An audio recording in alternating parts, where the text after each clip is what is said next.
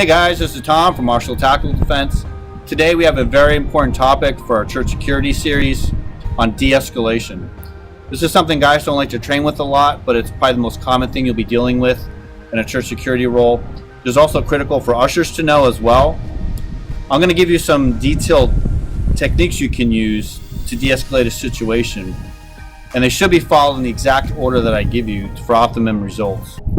So the first thing you want to do before you even talk to somebody is actually doing a quick assessment to see what the risk is. One of the things you want to do is, one, do I see any potential for concealed weapons that I need to worry about? What's the mental state of the person? Are they under influence of alcohol or potentially drugs? Are they do they seem psychotic? So these are really high risk areas that I highly recommend. If you don't have the need to actually confront them, don't. Try to keep the people that might be in the area away from that person, call the police, let them come and handle that. It's a very volatile situation. So you don't just willy-nilly want to run into a situation and get in over your head. All right, the next one is to relocate. So something obviously happened in a particular area that they didn't like. And this serves a couple of purposes. One is you take them out of this situation where they had the bad experience, and hopefully getting that person to a different area will help them calm down a little bit. The big one is if it happened in front of the person's family, because a lot of guys will not respond well if you either have to reprimand them or give them directions. They're very sensitive about that, especially with family members present. So if you can take them private somewhere else, that can also help to de-escalate.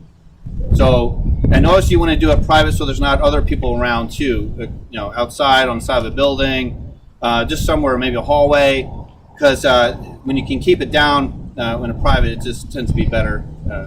The next one is non-threatening body language. I think that body language is about 70% of your communication and what people take away. So how you present yourself to somebody you're trying to de-escalate is very important. Don't come off authoritative, okay? So if I need to address Jeff, the last thing I want to do is square up to him, okay?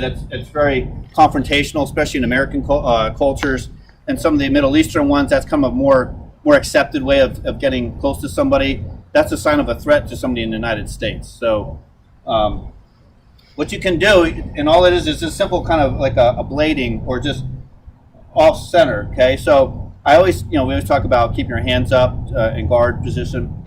So if I do have to talk to him, de-escalate, this is more of a non-threatening body language than squaring up on him, okay? And one thing I need to do is, keep my hands up, but as I'm talking, I can actually motion with my hand about the issue is out here. Okay, this isn't the issue, right? So if we're blading up like that, or I'm squaring up with him, now it's like him against me, right? We don't want that. So if I can talk to him about the issue out here, it lets him, subconscious, this is all subconscious, so he doesn't even probably where it's happening. It seems like we're on the same side and we're trying to address something that's out here instead of being impersonal with him, okay? You can still keep your hand up as you're talking, so I can still keep my hand up here. If he tends to cock me or something, I can block and defend myself, okay? I can check him like this, so you're not going to drop your hand. You still have to be on guard in case it takes a turn for the worse. The next one is to build rapport. And this can also be part of the assessment stage too, as you're noticing the person, is look for things that you might have in common or just icebreakers that you can discuss maybe while you're moving to a separate location. So you want to look at emblems on clothing. If he has it says he's military or something, or a hat, maybe a baseball team. If you happen to know he's a smoker or something, hey, let's go outside for a smoke break and talk about this issue. Something like that. Just something to you can use to break the ice. Also, if you had any tattoos tell a lot about you. That's something quick you can pick up just to break the ice, okay? So keep that in mind when you're talking. Try to build rapport, something interest they like. You can also use flattery if you really have to. There's a big guy say, hey man, you work out, something like that, some kind of interest that perks them up, because now you've taken them from being disgruntled to some good emotions. So just some tools that you can use at your disposal. The next one is validate. So people want to have a basic need to be understood and heard. So whether you disagree with why he's upset or not, you want to at least make it seem like you're trying to understand them. So when they're telling you your story, and what I suggest is using open-ended questions. So tell me, why are you upset? And then that gives him opportunity to talk and really kind of vent. Maybe it's something that's really not particular to the actual issue that he got upset about. It could be something else, some underlying issues, who knows? But the more you get them talking, the better. So especially with somebody who's driven by emotion, the more you get them talking, you can de-escalate or dissipate some of their emotions. And if you can, you just say, hey, look, yeah, if I was in your shoes, man, I understand, I'd be upset too. You know, that was my family, he said this or whatever. So the more you can build an ally to him, the better he's going to be receptive to whatever direction you need to do. The next one is create options, and this one can be a little tricky depending on what you're doing. It takes a little bit of creativity.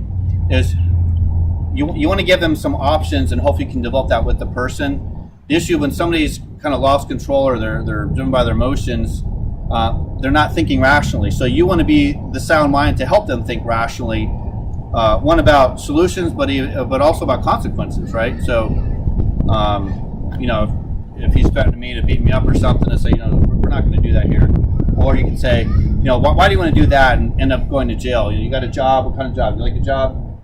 Why do you want to throw that away for something stupid that we're not going to remember in a couple of days, right? So you want to try to hopefully talk some reason and sense into the person and give some options. So if there is something, it depends on the situation, maybe there's something you can work out to kind of meet him a little bit to hopefully get him what he wants, but also what you want, whatever rules or procedures you're trying to uphold. So that's very important. And one thing too is use common sense. You know, we all have rules we're trying to enforce, but you know, at the end of the day, if somebody's, you know, has a headache or is going to cause you issues, just let it go. It's not worth escalating a situation just for something that's really not that necessary. You have to remember that we're not law enforcement. Okay, we don't have a badge, so we just can't command people to do certain things. We can request it, but we do the best we can. If somebody's just kind of being obstinate, and even if it's an old lady who just doesn't want to listen to what you want to do, you're not going to drag her out, right? So you just say, look, I'm going to have what's your name? Give me your number, and I'll have the pastor call. You guys discuss the matter, and you just walk up. So as long as it's not a violent situation. The next one is allow for choice. So you just went through the process of maybe giving some options, and ask him, you know, hey, what can we do to make you happy? You know, this is what we have to do. This is what you have to accomplish, or behavior that's allowed. But how can we help you out?